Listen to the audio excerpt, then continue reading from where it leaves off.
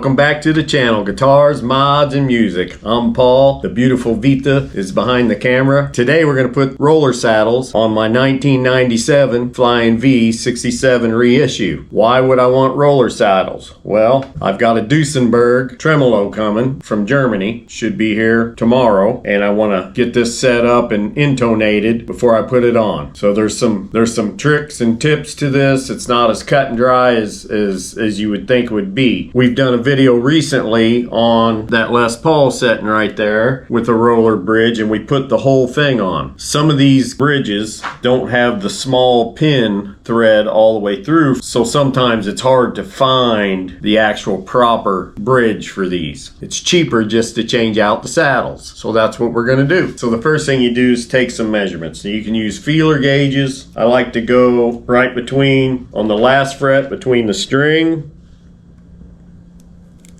and the fret.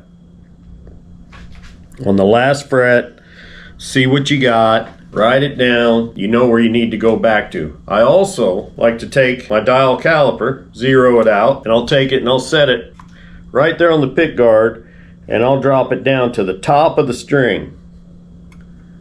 Lock it in, and I'll write that measurement down. I do that on the high E and the low E. Then the next steps, loosen up the strings. Now this guitar has regular tuners on it. They're not locking tuners. And this is one of the times that it comes in handy that they're not locking tuners, because you have the extra coils there, and that's enough to keep your strings on, loosen them up, and you can get the bridge off. Where if you had the locking tuners, you'd have to take them out and probably, put some new ones on at that point. So the next step's loosening up the strings. Okay, so we got the strings loosened up. Lift off the bridge. You've already got your measurements on the heights. That way you can go right back to it. So one of the tips, I don't know if we can pick it up on the camera, right here, them are little wires. They come into the bottom of the bridge.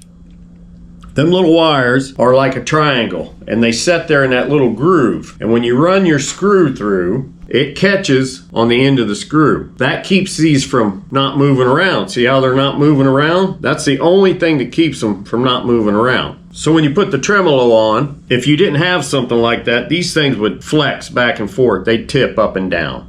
It's really cool that they come up with something that simple that worked that well. But we're going to go with these springs instead. And the trick to that is, this came off with the screws in the back. Them little wires would be on this back side. We're going to put it back together with the spring in the front and the screw on the other side. So we're going to flip it when we put it back together. Because typically on Gibsons, when you intonate, you'll be closer to the back, and that spring won't let you get that far back there. You won't get completely intonated. You put it in the front. Generally, with Gibsons, it's that way. Just like with Stratocasters, Fenders, your high E and your B string, your saddle's usually jammed as far up as possible to get intonated. It's just the nature of the beast. So these are kind of opposite. You're usually closer to the back of your bridge. So we're going to do it to where the spring is in the front, not the back. Sometimes these are Phillips, sometimes they are a regular, and this one happens to be a regular. You see right now that little wire is the only thing keeping this screw from coming out. It's out of the saddle. There's a screw, there's that little wire. Here, I'll set it right here, see if Vita can focus in on it. That screw, can you see that groove? Can you see this groove right here?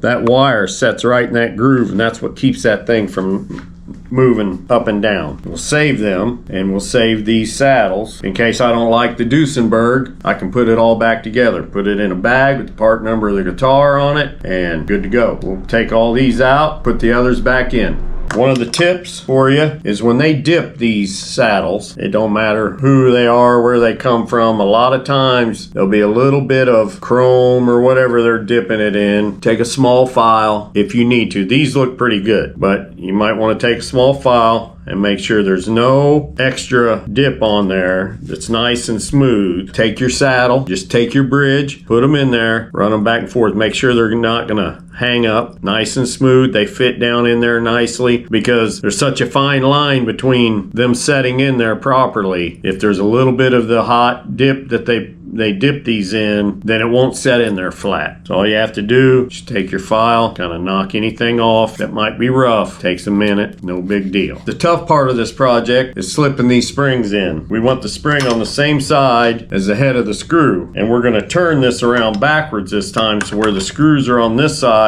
What I like to do is I'll take the saddle, I drop it in there, then I take my spring and I'll push it right up against that saddle. Just kind of hold it with my thumb, and I take my screwdriver, shove it back.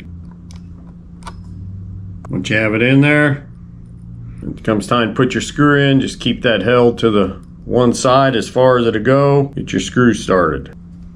Now there's no front or back to these. All right, we got all the saddles in, cranked pretty much to the center. We're gonna put it in with the screws on this side now. Drop it on. And we'll go ahead and put some tension on the strings. So now you got some tension back on the strings. As soon as you get some tension on there, go back to your numbers from the beginning. Set your bridge as close as possible to them numbers. They're gonna change as you completely tune your guitar. Get it close, go ahead, tune up your guitar. And come back, whatever that number I came up with, I'll go ahead and set this at that number. Adjust my thumb screws to get my height. That's how you get right back to the action that you had set, the action that you liked. You'd be exactly where you was. Now it's time for intonation. I like to set my intonation in the playing position. Some people say it makes no difference, but I think it does. That's the way I like to do it. I've done a couple other videos on how to set your intonation. Into your E, hold down your 12th. Look at that. It's there. Open. Hold it down on the 12th. The E string is in. A string.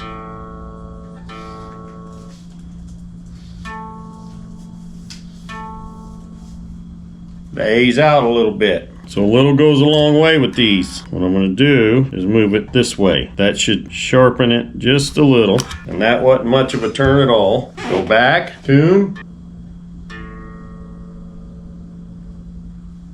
12th. Got it. Got it right there.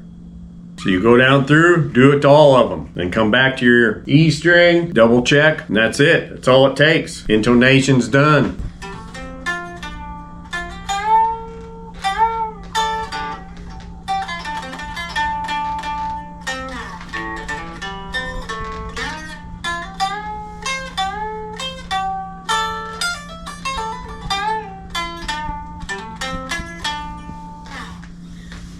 That's it, done deal. I'm ready for the arrival of the Duesenberg. And all I have to do is pull the strings, pop it on. I'm already intonated, everything's good to go. Hope you guys found this video helpful. Have any questions, leave them in the comments. I'm Paul Hopley, have a great day, great week, and remember, play your guitars, mod your guitars, and make them your own.